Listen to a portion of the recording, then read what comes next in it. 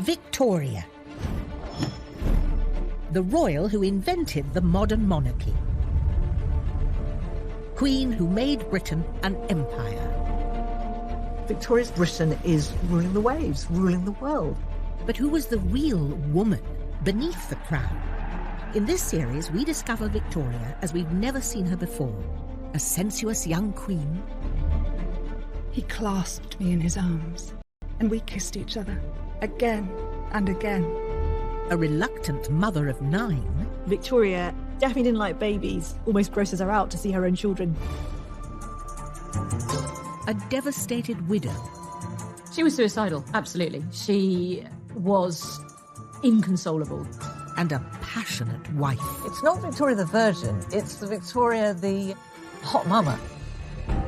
Using remarkable archive treasures, and through her own words in journals and diaries, we tell the story of a complex, very human queen. Those tiny seconds of moving film, they completely change how we see this monarch. This is really exciting new evidence about Victoria. We think we know everything, but we don't. This time, Victoria is left a widow after the death of her beloved Albert.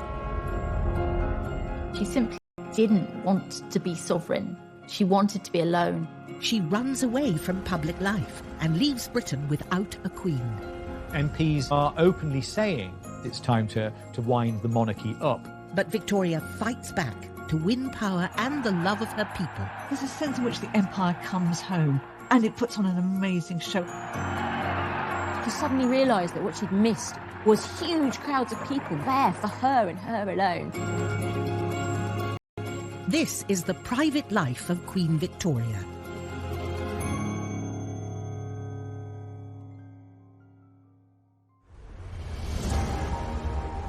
After 60 years on the throne, a regal Queen Victoria celebrated her Diamond Jubilee. Victoria was now the ruler of an empire that spanned the globe. She was probably the most famous person on the planet.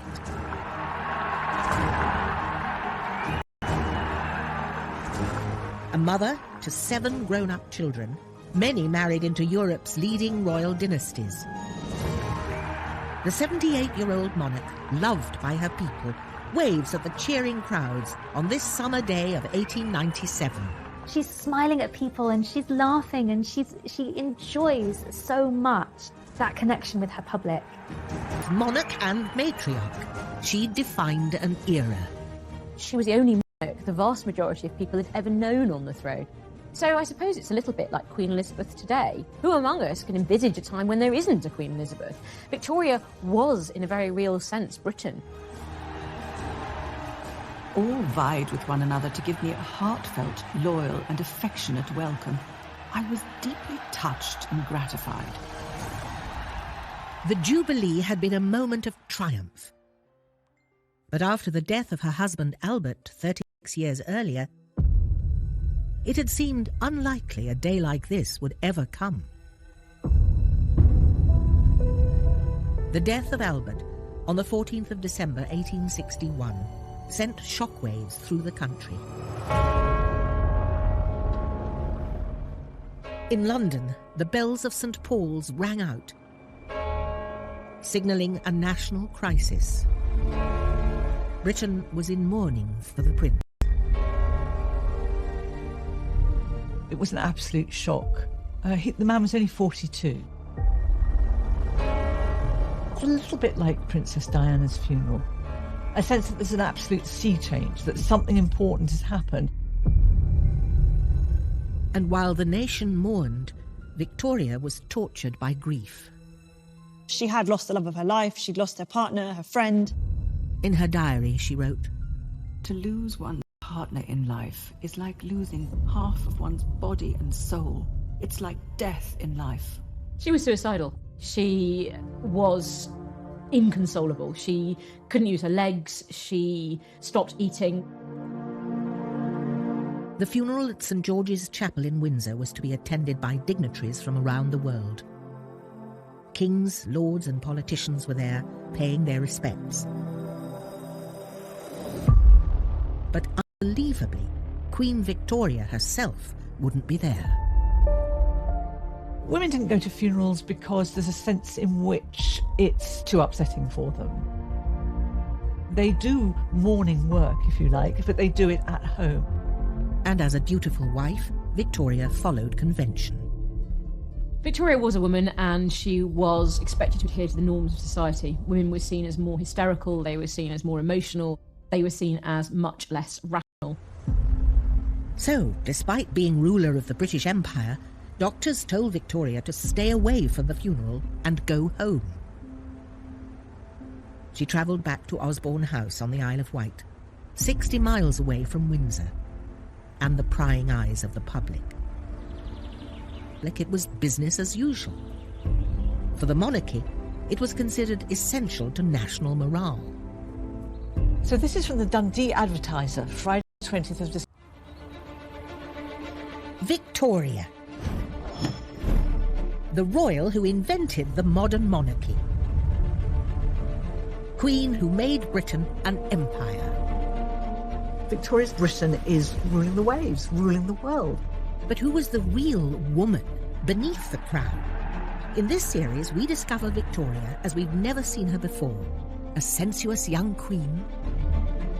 He clasped me in his arms, and we kissed each other, again and again. A reluctant mother of 9. Victoria definitely didn't like babies, almost grosses her out to see her own children. A devastated widow. She was suicidal, absolutely. She was inconsolable. And a passionate wife. It's not Victoria the Virgin, it's the Victoria the hot mama. Using remarkable archive treasures, and through her own words in journals and diaries, we tell the story of a complex, very human queen. Those tiny seconds of moving film, they completely change how we see this monarch. This is really exciting new evidence about Victoria. We think we know everything, but we don't. This time, Victoria is left a widow after the death of her beloved Albert.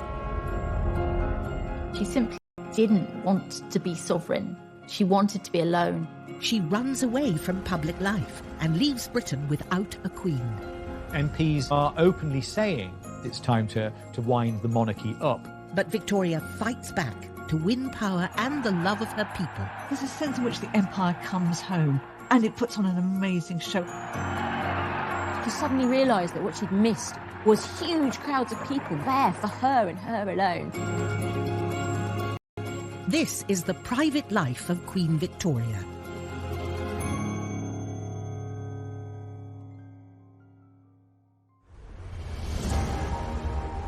After 60 years on the throne, a regal Queen Victoria celebrated her Diamond Jubilee.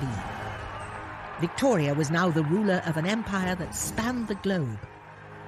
She was probably the most famous person on the planet.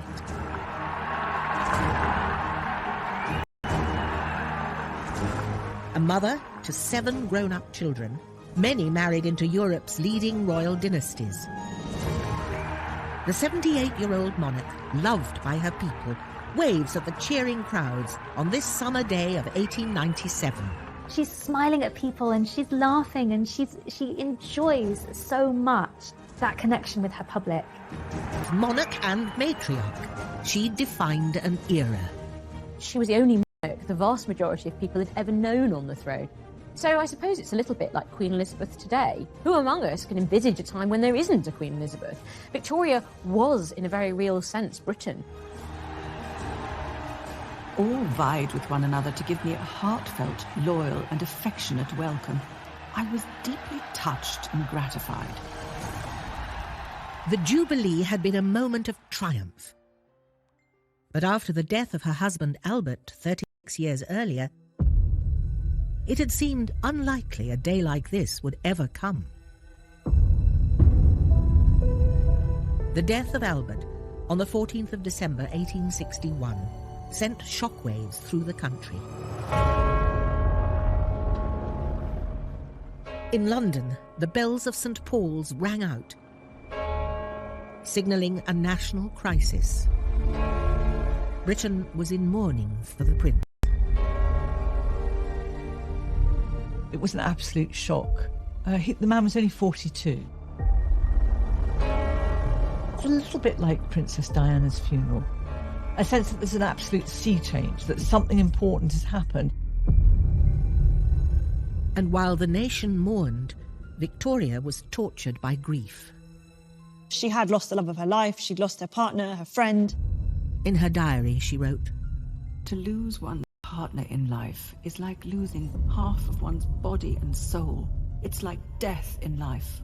She was suicidal. She was inconsolable. She couldn't use her legs. She stopped eating. The funeral at St George's Chapel in Windsor was to be attended by dignitaries from around the world. Kings, lords and politicians were there, paying their respects. But unbelievably, Queen Victoria herself wouldn't be there. Women didn't go to funerals because there's a sense in which it's too upsetting for them. They do mourning work, if you like, but they do it at home. And as a dutiful wife, Victoria followed convention. Victoria was a woman and she was expected to adhere to the norms of society. Women were seen as more hysterical, they were seen as more emotional, they were seen as much less rational. So, despite being ruler of the British Empire, doctors told Victoria to stay away from the funeral and go home. She travelled back to Osborne House on the Isle of Wight, 60 miles away from Windsor, and the prying eyes of the public. Like it was business as usual. For the monarchy, it was considered essential to national morale. So this is from the Dundee Advertiser, Friday 20th of December, 1861. That the shock has not seriously affected the Queen's health will rejoice the heart of all her loving subjects. Indeed, so favourable is the state of her health considered to be that no further bulletins are to be issued. So basically what this is saying is, don't panic, Britain. The Queen is absolutely fine. Except we know she really, really wasn't. While she mourned on the Isle of Wight, the state funeral to bury her husband began at the chapel in Windsor.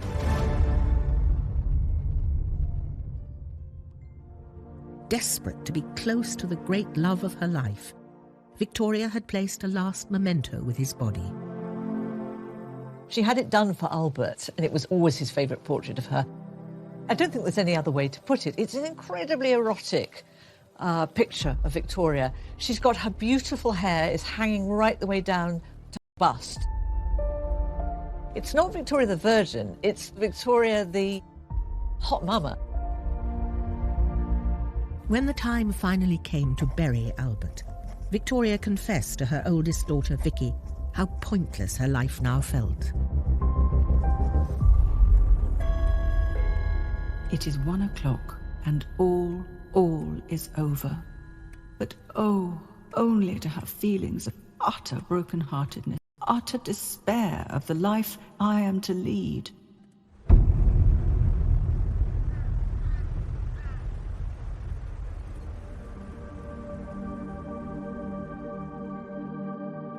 After Albert's death, Victoria stopped writing in the diary she'd kept since a child.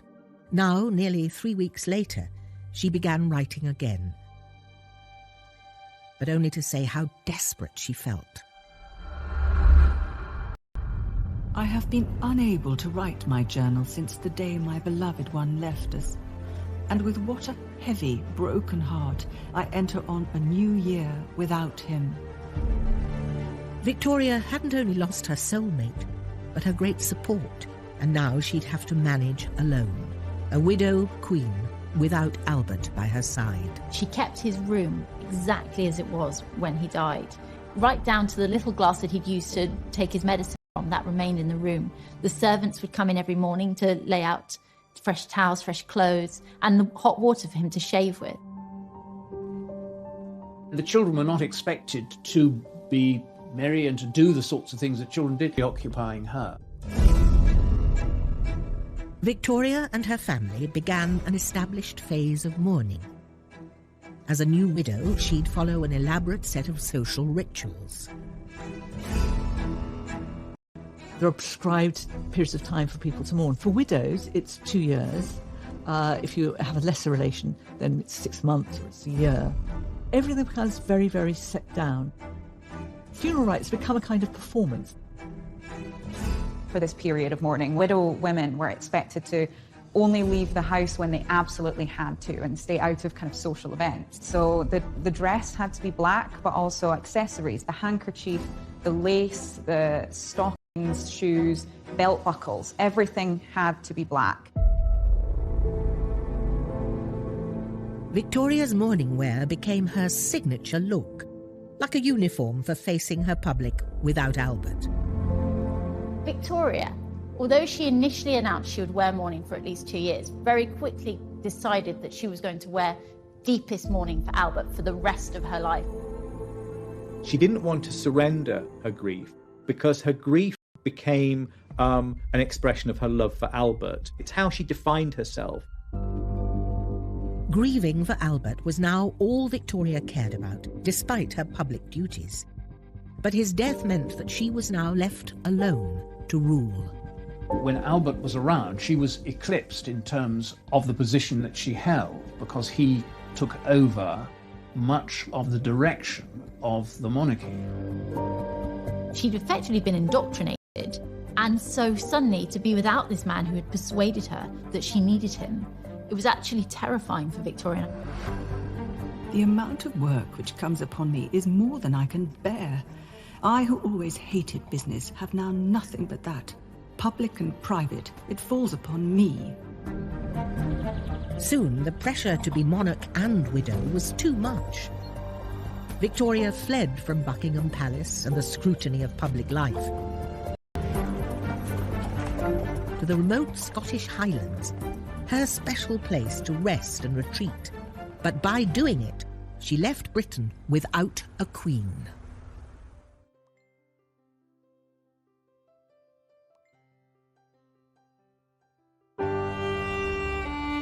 Overwhelmed by the death of her beloved husband, Albert, Victoria had abandoned her duties as queen to grieve in private.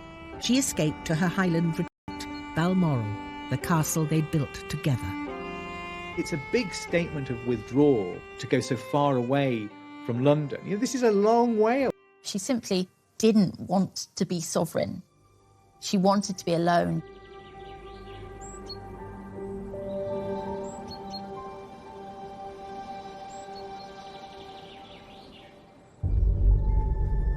Balmoral gave Victoria the privacy she wanted, but it came at a cost.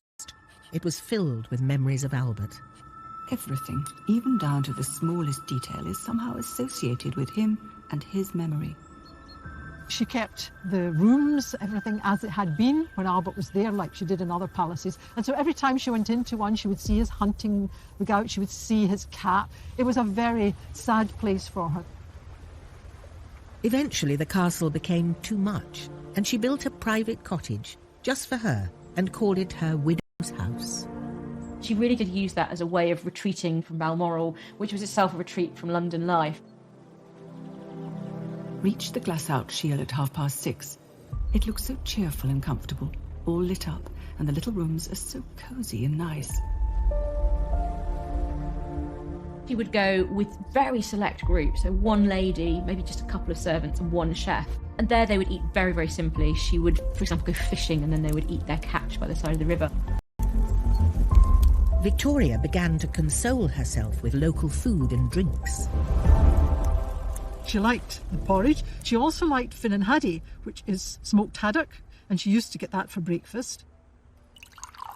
She loved whiskey, and whiskey was now something that was absolutely set.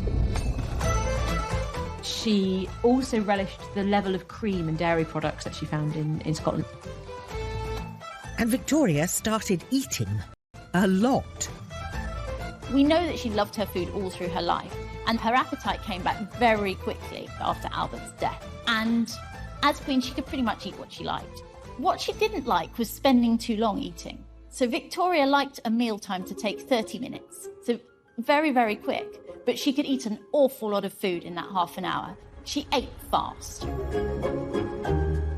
Victoria also found comfort in nearby Blair Castle, home to Anne Murray, the Duchess of Atholl. Rarely seen correspondence between the two women reveals an intimate friendship that was vital to Victoria's recovery. This is 50 years of letters between Queen Victoria to Duchess Anne, so they're quite an undiscovered treasure trove. This book was given to the Duchess by Victoria to commemorate a year after Albert's death. Along with that was sent this amazing and adored husband, December 14, 1861. I'll open it up, and still inside is a lock of Albert's hair. Not something I would send to my friend, but I think it highlights how close they were. Victoria kept an elaborate shrine of Albert for the rest of her life. She always carried a portrait of him and a lock of his hair with her. She even had a cast of his hand made. A new trend for mourning merchandise fascinated the Victorians in the 1860s. Necklaces, brooches, gifts, and even glasses were popular ways for people to remember their dead. They often included artefacts from the person who had passed, teeth, hair, weird clippings of things. So there is this real culture of keeping the dead close.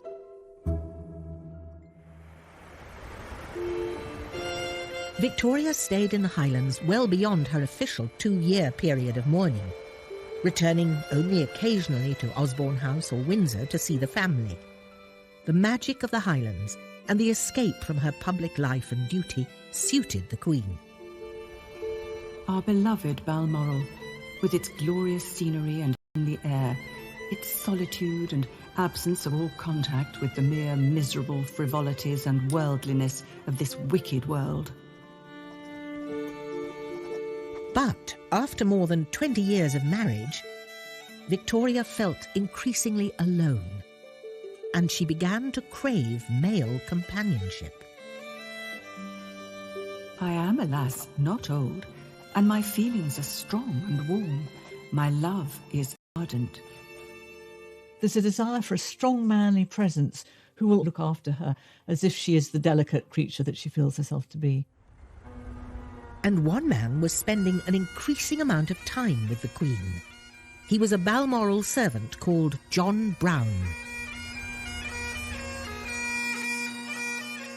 He was tall, curly blonde hair, and good-looking broad shoulders, and Victoria was a sucker for someone that looked a bit like that. He looked a real Highlander. John Brown took Victoria fishing and riding. He even carried her to and from her horse. And as they grew closer and closer, she decided to promote him. I have now appointed that excellent Highland servant of mine to attend me always and everywhere out of doors. But not everyone shared Victoria's enthusiasm for her Scottish servant. John Brown is not a likeable man, but as far as everybody else was concerned, he was a drunken bore. It was very much based on class. I mean, let's face it, if an outsider comes in and starts to get the Queen's ear, I mean, goodness me. Victoria ignored the gossip and the tittle-tattle and stuck by John Brown. He is so devoted and attached and clever, and so wonderfully able to interpret one's wishes. He is a real treasure to me now. They would go out sitting on hillsides in the rain drinking whiskey together. They would also have an awful lot of private time together. The little cottage that she built for herself. Whiskey toddy was brought round for everyone, and Brown begged I would drink to the fire kindling. I mean, John Brown clearly feels that he has license to say anything to the Queen. At one point, he tells her that she's putting on too much weight. And instead of being completely offended, she takes that on board. He gave her something nobody else was giving her, which was an honest view. I think he sort of shocked her out of herself in some ways. She could be who she wanted to be with him. Albert's death had left a huge hole in her life, and John Brown filled it. Often I told him no one loved him more than I did or had a better friend than And he answered, "Nor you than me. No one loves you more." But questions persisted about the close nature of their relationship. The rumour mill went into overdrive, and there was only one thing on everyone's mind. When people talk about the John Brown thing, the thing they always fixate on is sex. They really feel that she is probably shacked up with John Brown, having delicious Highland sex. I mean, people's fantasies run riot. We thought she was in mourning. We thought she did nothing but weep over Prince Albert. It turns out that she's been having a very nice life, thank you very much, in secret. Victoria's retreat from public view lasted for much longer than the 2 years people were expecting, and her constant refusal to take part in public ceremonies was causing concern. As if to reassure the nation that she was a dutiful queen, she commissioned Sir Edward Landseer to paint a portrait of her as a widow. But the painting didn't have the desired effect. In fact, it backfired, and when it was shown, her popularity took another dive. So this painting failed because it's trying to say so much, but it isn't answering the question that's being asked. She's for abandonment of duty. She tries to signal her continuing work in a series of ways in this painting.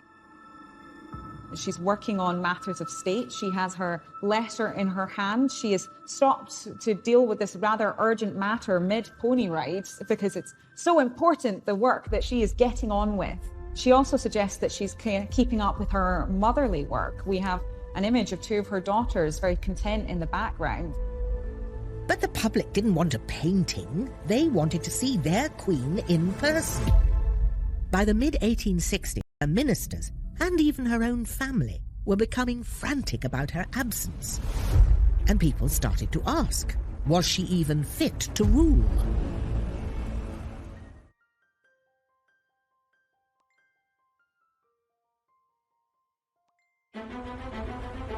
The death of Prince Albert devastated Victoria.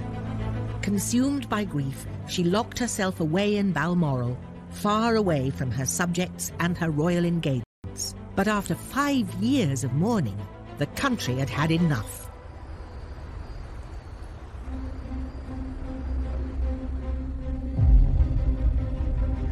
Basically, what's happening here is that Victoria is doing what she wants to do, and she's using her grief as a weapon. Because when people say you ought to spend more time in London and you ought to be seen, she says, I can't possibly do it. My nerves are so awful. It's something that she could put up as a defence when she doesn't want to do something. And it's difficult to challenge a widow, isn't it, really? The goodwill that she and Albert had built up was fading fast, and her demand for isolation was making her seem out of touch, or even worse, as if she didn't care about the nation and her people. There was increasing criticism of Victoria.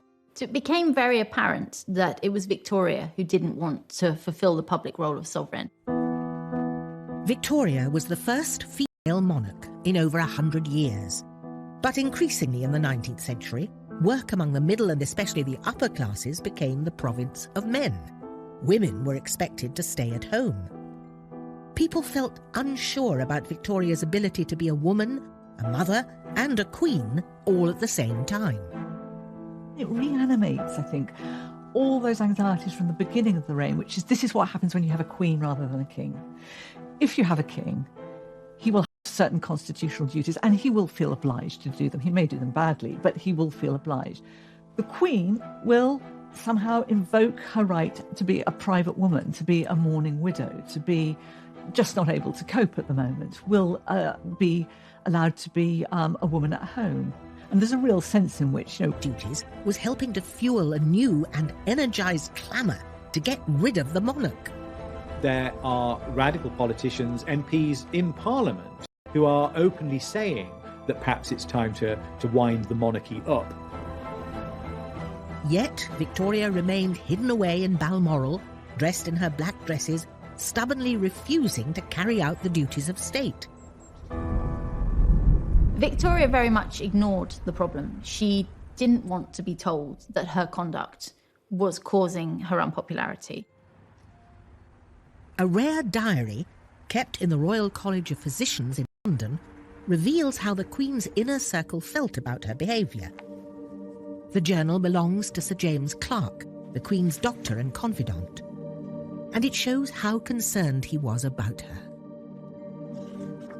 This is what Sir James Clark wrote in his memoir in December 1865. He's talking here about Prince Albert.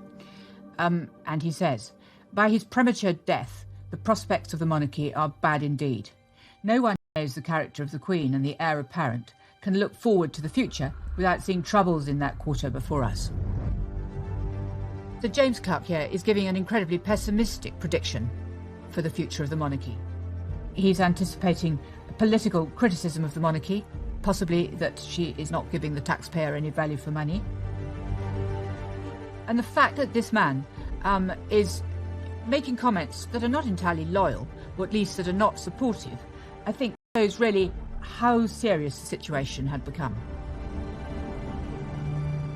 After almost 6 years trying to avoid the public and her official duties, the Queen relented and agreed to open Parliament in 1867. And the weather that day seemed to reflect her mood. It poured, and the poor people, of whom there were great members out, must have got very wet. But when she came face to face with her people, she didn't get the reception she'd hoped for. She probably expected that the crowds would be glad to see her, but she was very, very shocked that she was hissed by the crowds. She'd never had that before. Altogether, I regret I went. There were many nasty faces, and I felt it painfully. At such times, the sovereign should not be there. The incident made Victoria realise that her relationship with the public was broken, and that she had to find a way to reconnect with her subjects. She decided against giving a speech or organising a public event. Instead, leaves from the Journal of Our Lives in the Highlands. It was a series of extracts from her diaries covering the time she spent hidden away in Scotland. The idea was that this would explain her absence, give the public the chance to understand why she needed to get away, and hopefully encourage them to forgive her. It's so extraordinary. I mean, if you think about it, this is the first time a monarch has written a book about their life. I mean, we tend to think that this all started with Princess Diana and writing those books in which we got an insight into what was going on in her marriage. But no, Queen Victoria actually writes a book about her. So it's extraordinary. It is very gratifying to see how people appreciate what is simple and right, and how especially my truest friends, the people, feel it.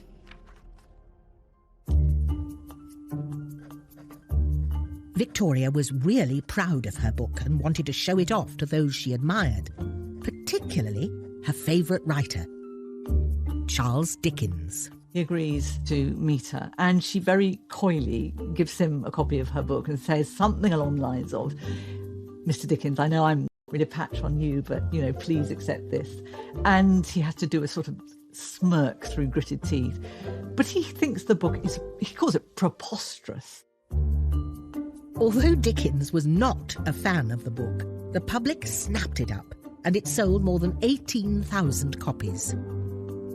The letters flow in, saying how much more than ever I shall be loved, now that I'm understood. Her book had achieved its objective. Victoria was back, and she intended to seize this new goodwill and run with it. But in 1871, just as she was getting back on her feet, she received devastating news.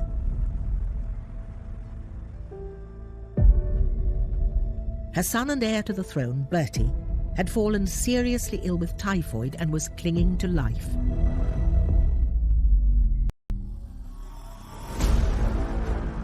Typhoid was a waterborne disease and was common in Victorian Britain. It claimed thousands of lives each year. It hit working classes the hardest, those with poor access to clean water, but it didn't spare the royal family. When she heard the news about Bertie, Victoria rushed to her son's bedside at his home in Sandringham. We know from the that she was there with him most days, watching him, and he's not always lucid, and she was very concerned about his health. Kissing and stroking his arm. He turned round and looked wildly at me, saying, "Who are you?" And then, "It's Mama." "Dear child," I replied. To make things even harder for Victoria, Bertie's illness coincided with the anniversary of Albert's death. It looks as though Edward may die on the very day that Albert died. It's exactly 10 years. There starts to feel something very, very mythic about it, as though this is how the gods are going to play out this game. Petrified, all Victoria could do was wait as the deadly disease ran its course. Outside the palace, the nation was also waiting and watching, desperate for news of the future heir.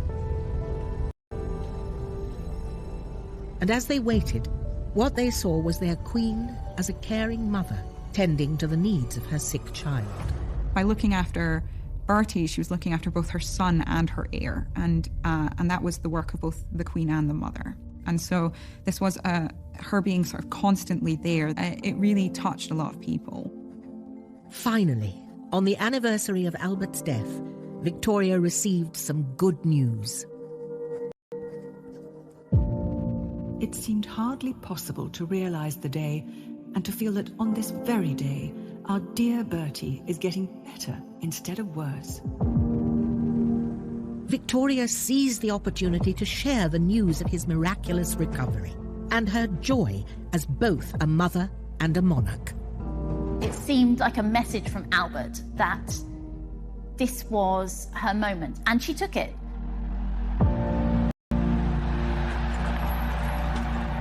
A couple of months later, Victoria travelled in an open carriage to St Paul's Cathedral with a fully recovered Bertie by her side. An estimated crowd of 13,000 people were waiting for them to help them celebrate a grand Thanksgiving ceremony for Bertie's recovery. After 10 years of near absence from public life, the Queen was finally ready for her big comeback. Though still in mourning dress, her outfit for the occasion didn't go unnoticed. A corded black silk dress trimmed with white fur and a jacket to match. On her head she wore a bonnet with black and white feathers and white flowers. She was dressed to impress. Victoria took a central role. She entered St Paul's Cathedral, and it must have been such a big deal for her. The last time that she'd really appeared in public, she'd been hissed by the crowds. She was anxious about being seen. She'd changed a lot in the 10 years, but...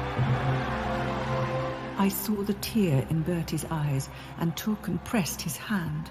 It was a most affecting day, and many a time I repressed my tears.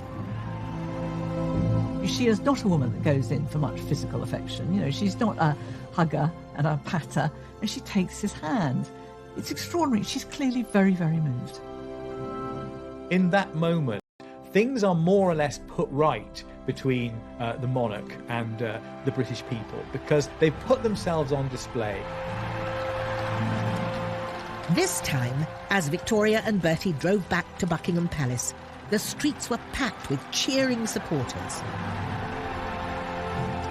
By now, Victoria was 52 and had been on the throne for over 34 years. But it was at this point of her reign that she felt truly united with her country, and they with her. I still hear the ringing cheers, and never can I forget the enthusiasm. It had taken her a decade to come out of her shell, but she was really bucked up by the crowds. And it clearly had a huge effect on her morale and her confidence that perhaps actually she could do this. Perhaps she could rule by herself. Victoria was now ready to start a new chapter in her life. And just in time, as she was about to become the most powerful woman on earth.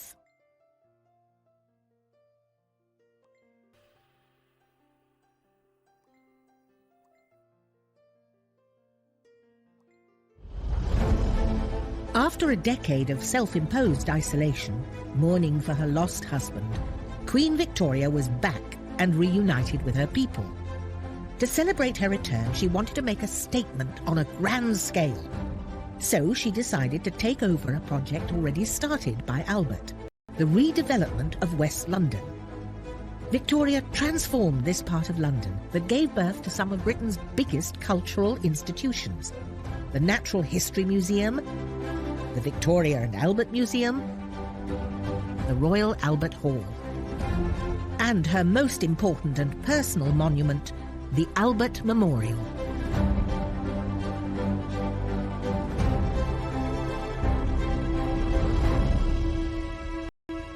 After the dreadful calamity of December the 14th, I desired that dearest Albert's statue should surmount it. Victoria inaugurated the Albert Memorial in 1872, and its design was her husband as she remembered him. The memorial is really magnificent. The bronze figures and mosaics are all beautifully executed. You see him here looking incredibly just masculine. He's got these gigantic thighs and then the kind of thick muscular shins. You see him kind of casually leaning with his legs spread, sat under the shelter of this rather large phallic structure. The memorial commemorated her great love, but it was time for her to move on. By this point in her reign, Victoria had been queen without Albert for almost as long as she'd ruled with him. The support of her people now gave her the confidence to shape her own destiny. And by placing the continents around the memorial, she was making the point that she was a powerful global ruler. So this is the British imperial moment. This is the moment where Britain goes from being a northern European country to being this vast global power. During Victoria's reign, stretching from Canada to Australia and Africa, it was said that the sun never set on the British Empire. And Victoria was at its head. The 1870s are really a time where England and London are becoming really confident in their power and their success and their cultural influence. So it's a time of great fashion, it's a time of great music and excitement and arts and culture. And so there's this real belief that the empire is doing an awful lot of good for the people at home. There was one country in the empire that was having a particularly strong influence on Victoria: India. I saw Lady Napier, who talked very pleasantly of India, of the climate, of the natives, their intelligence and faithfulness, etc. For Victoria, India was this far-off, exotic place. She would never visit India, but she was fascinated by the clothing, by the culture, by the art, by the people. You see that slowly throughout her journals then, from that period onwards, that she talks about our Indian empire, our Indian territories, my subjects in India. So she's already internalized this idea that this is her domain. Victoria had overcome the death of Albert. She was now queen of the world's largest empire, but that wasn't enough. She wanted more. Vicky, her daughter, has become Empress of Prussia, and there's something about that Empress that really sticks in Victoria's craw. She thinks, Empress, that sounds a bit grander than being queen. I think I should be Empress. Luckily for Victoria, there was a new leader in number 10, one who would help her realise her ambition: Prime Minister Benjamin Disraeli. He loves Victoria, and he knows exactly how to play Victoria. He's a bit of a flirt. He almost gives the impression of being a little bit in love with her. And I think there's a bit of Victoria that still likes the idea of men being in love with her. I think the present man will do very well and will be particularly loyal and anxious to please me in every way. With the help of Disraeli, Victoria achieved what she wanted. She was officially proclaimed Empress of India on the 1st of May 1876. An event widely celebrated there.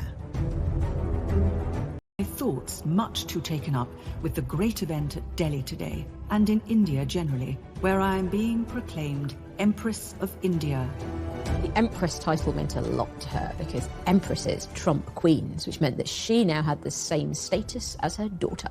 In fact, arguably greater status, because Empress of Which is to press to make her recover that joy she felt when she first became queen. So it's a way of sort of reigniting that spark, that flame in your monarch, a new reign.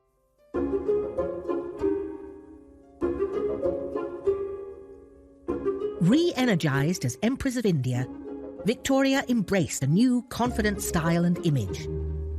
She still insisted on wearing mourning dress, but added a touch more glamour to it. In the earliest widow's wear, she wears these very plain, very harsh dresses, completely black down to the details and very little ornaments. And there's something so heavy. Whereas later, when she starts wearing dresses like this one, it's quite a dramatic change. And we can see we have a quite loose cuff here, which is playing to the fashions at the time, but really elevate her mourning wear to be a very queenly, very luxurious, very empress-like image. And in doing so, she really kind of comes into her own. This mannequin is one designed for one of Victoria's mourning dresses, and consequently is in her proportions. And it really shows you just how small she was in a certain way. You know, I'm not tall, and here I am towering over her. Victoria was now an older lady, a little stout and just 4 foot 11 inches tall. But she wore her little black dress with all the confidence of the ruler of the world's largest empire. At the age of 68, the Queen was about to celebrate her 50th anniversary on the throne. This marks the moment when Victoria becomes a brand. Literally, the whole industry sprung up, making certain that Victoria's image was on tins of mustard, on coffee pots. You could have her on your tea towel. I mean, she now becomes one of the first big global brands, instantly recognisable.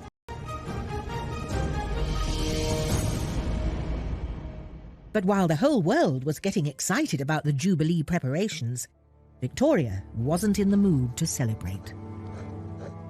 The day has come and I am alone. I am writing after a very fatiguing day in the garden at Buckingham Palace, where I used to sit so often in former happy days. Victoria's devoted and dear servant, John Brown, had died. I miss my faithful, kind friend and constant companion. Victoria agreed to go ahead with the Jubilee despite her grief, but only on her own to be wearing a crown. She had always disliked wearing crowns. They were just heavy and really uncomfortable. I mean, if you look at it, it's solid metal. They weigh a lot. If you try one on, it's really hard to keep your neck up. The powers that be at Westminster, they want to make the Jubilee something to show off to the world. And they tell her that the empire cannot be represented by a bonnet. You have to wear a crown. So the compromise ended up that she commissioned a kind of imperial crown that was much smaller and weighed much less. And she could kind of combine her mourning dress with her imperial empress crown, and then she had her wedding lace. And in doing so, she was the wife and the widow and the queen and the empress, all in that one outfit. As people flocked from all over the empire to cheer their empress, London was transformed. For the first time, Britons get a sense of what empire looks like, what it means. It's not just a question of having goods coming in and goods going out. There are people out there. There are extraordinary people who look different from Britain, have different skin colour, different facial features. There's a sense in which the empire comes home, and it puts on an amazing show. And for that moment, you get a sense of the sheer scale of what Britain has managed to achieve. And the Queen's earlier reluctance about the event soon disappeared. The crowds from the palace gates up to the Abbey were enormous, and there was such an extraordinary outburst of enthusiasm. It's typical of Victoria that she thinks she doesn't want public adoration, and actually the one thing she really does want is public adoration. So when the crowds came out, she suddenly realised that what she'd missed was huge crowds of people there for her and her alone. The decorations along Piccadilly were quite beautiful, and there were most touching inscriptions. Victoria's always a sucker for love. That sense of, they like me, no, they love me, was absolutely intoxicating to her. This never-to-be-forgotten day will always leave the most gratifying and heart-stirring memories. The Queen had fought back. Once again, she had power and popularity. But a new friendship was about to threaten her crown.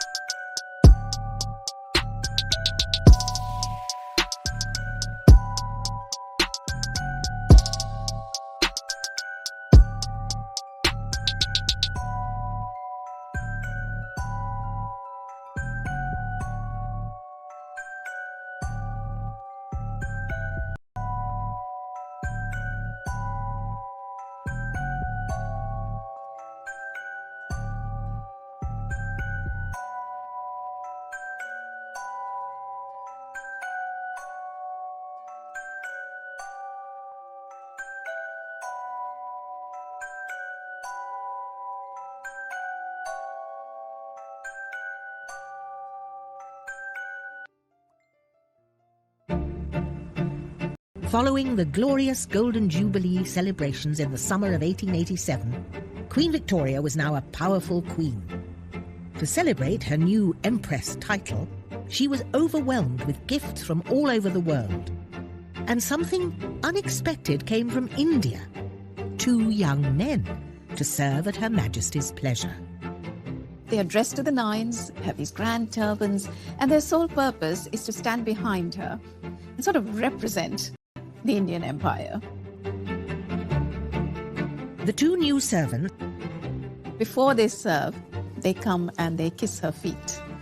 And Abdul Karim, he's been told that you have to walk backwards, you must not look at the Queen. And of course, what do you do when you're told don't look up? He looks up. The one, Mohammed Baksh, very dark, with a very smiling expression, has been a servant before.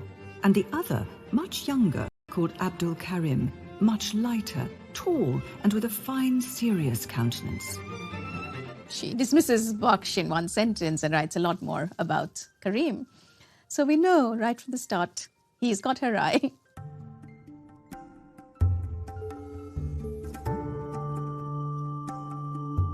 By the time Abdul Karim came on the scene, Victoria was almost 70. But despite her age, she was longing for someone to love.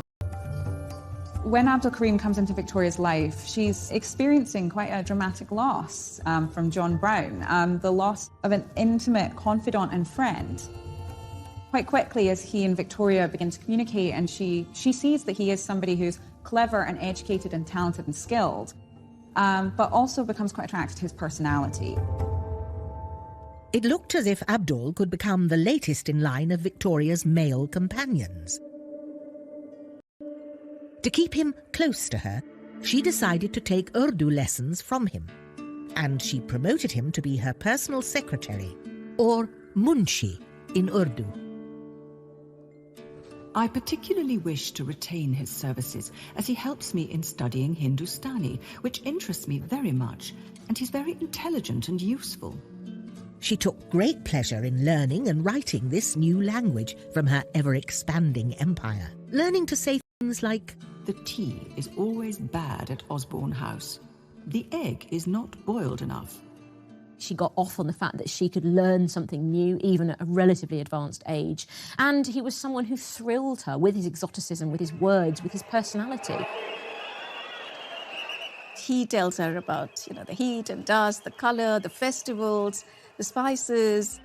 Suddenly she's transported into a different world. She lets Abdul have more and more influence over her. Following Abdul's advice, she built a grand entertainment room at Osborne House, in the style of the Indian emperors, known as the Durbar Room. A sort of mini India on the Isle of Wight. This room reflects this exuberance she was feeling. Her spirits had really revived, and I think this really invited guests. She showed off her mini India to the world. So every detail from here was actually planned in India. Every object in this room, the lamps, the curtains, the carpet, they were all brought from India. The room looked very fine, with the chimney piece finished and surrounded by a beautiful peacock with a spread tail. Victoria used the room to entertain guests from all over the world and remind them of her status as Empress of India. So this beautiful book is the ledger of all the menus of the lunches that were done in Osborne House. So let's open it up a bit. There we go. Wow. It's heavy. So this is the lunch menu from Sunday, the 13th of February. And it's got lots of items listed on it. Some are in French. But here we have the very special item that was one of Queen Victoria's favorites, and it's Indian chicken curry. And this was served nearly every day. The other favorite was dal, which was also served, so she was the original curry fan. Does show her interest in food, her adventurousness, and her open-mindedness as well when it came both to food and to cultures which were not her own. Victoria loved her food, and her new fondness for curry became a national obsession. We do see that real curries, that real taste, real spice, how to cook them, starts to make its way from Victoria's court out into the general public. And people like Eliza Acton, who publishes a very famous cookbook for housewives, especially for middle-class housewives, starts to include recipes for how to make your own curry. While Victoria was enjoying eating curries and spending time with Abdul, friendship didn't go down well with the rest of the court. It crosses so many taboos. He's much younger than her, he's very lowly born, and of course he's of a different ethnic background. I mean, that is so shocking to people. He was hated by the court, both because of racism, but also because of classism. He was seen as having undue influence on the Queen. In many ways, these were all the arguments that had been rehearsed with John Brown, but now added into that was this real, nasty element of racism as well. Once again, Victoria's personal life threatened her position as Queen. Soon, even her own children joined the conspiracy and turned against her. Bertie in particular. She's treating Abdul as the son, and the real son is sort of being sidelined. And there is this letter, and you will be courteous to the Munshi. You will do this, you will do that. And at the end of it, it's CC, the Munshi. So he's copied in on this letter. Bertie's so furious with their relationship, he does something incredible. He sends a letter to the Queen's doctor and asks him to write a report suggesting that she should step down on grounds of insanity. Well, Queen Victoria is Queen Victoria. She is not going to be bullied by her doctor or her son or the household. So she gives it right back to them. Victoria was ahead of her time when it came to racial justice. In anger, she wrote a cutting letter to the court, accusing them of snobbery and racism. The Queen would wish to observe that to make out the poor, good Munshi is so low is really outrageous, and in a country like England, quite out of place. Victoria, even in her old age, is a feisty woman. I think she is enjoying this, this clash she's having with her son, with the household. It's giving her a lot of energy. Victoria won the fight and kept Abdul by her side for the rest of her life. To her family and her nation, the feisty queen seemed tireless and eternal. But her energy couldn't last forever.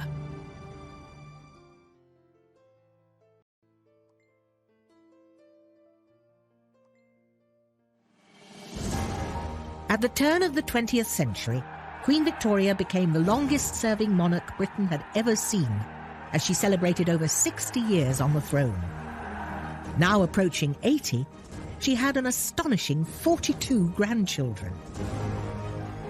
She was fully embracing the image of grandmother to her family and her nation. And was enjoying unprecedented popularity.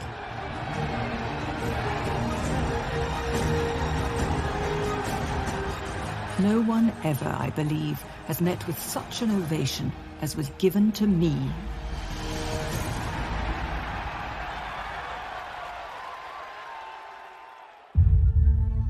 Finally, she was successfully combining her roles as monarch and matriarch. There's a new way of being queen. She's freer now as an elderly woman. There's nothing is expected of her. All the early battles are won, and there's a sense in which all she has to do now is relax and claim that popularity. Some remarkable footage taken during a visit to Dublin. What we have here is truly amazing. She's an old woman, but she's still engaging with the crowds. She's seen so many crowds during her lifetime, but their love continues to please her. I can never forget the really wild enthusiasm and affectionate loyalty displayed by all. Those tiny seconds of moving film, they completely change how we see this monarch. She's not dull and boring and a woman trapped in grief who has no joy in life. She is someone who loves the people that are around her and connects to them in a very human way. By this point in Victoria's life, she has already defined an era. She has spanned a century almost. Even by this stage, people know it as the Victorian era. She's an icon. Victoria is so fascinating because her life was so long and so much happened within it. It was a very influential era, the Victorian era. I mean, we went from essentially an agrarian economy with limited industrialisation to something very much more akin to the modern world we see today.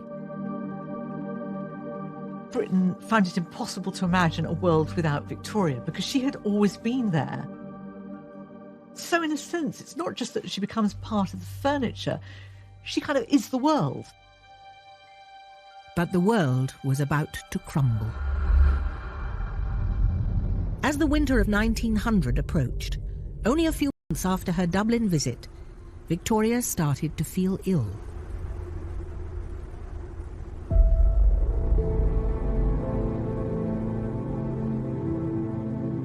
I have not been feeling very well these last days and can eat very little. She was starting to lose her appetite, and that was a really big sign. Even she recognised that something was wrong. This was a queen who had always eaten and eaten well. The sitting through meals, unable to eat anything, is most trying. The Queen was exhausted. She left Windsor and went to rest at Osborne House. She continued keeping her diary until she physically couldn't. On the 13th of January 1901, after 69 years of almost uninterrupted journaling, a diminished Victoria dictated her last diary entry to her daughter.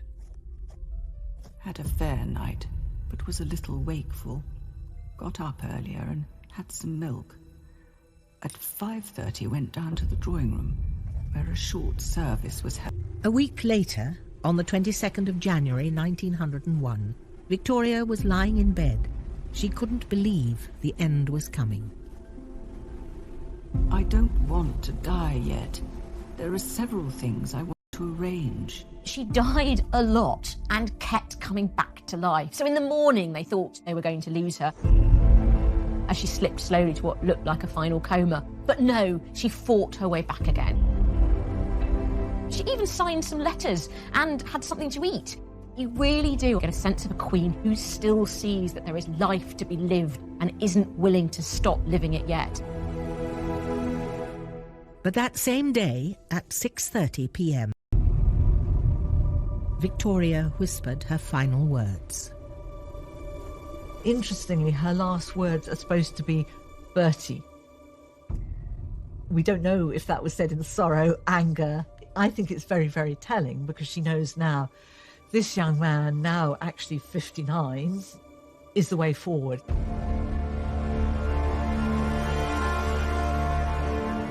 There were reporters hanging around outside the gates of Osborne House shouting that the Queen is dead. The news of the Queen's death shook the world.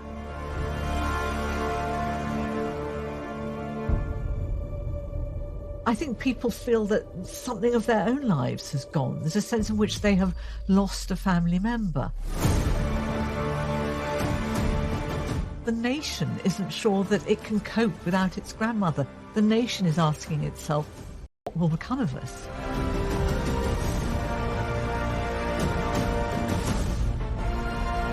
It was a great break in history. People were aware of it, just as they were aware when 9/11 took place. This was, I think, visible in the tributes that were paid to her. Everybody wearing black. Even the prostitutes wore black. The world was in mourning, just as Queen Victoria had been for half of her life.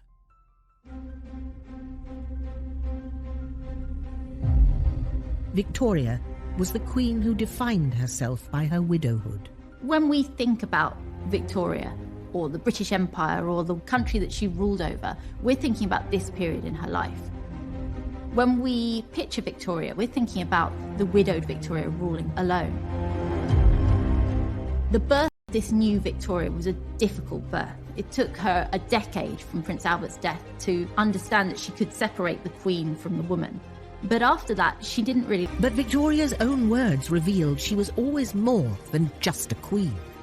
She was a princess, a wife, a mother, and a widow. A ruler and an empress. One of the most iconic monarchs Britain has ever seen.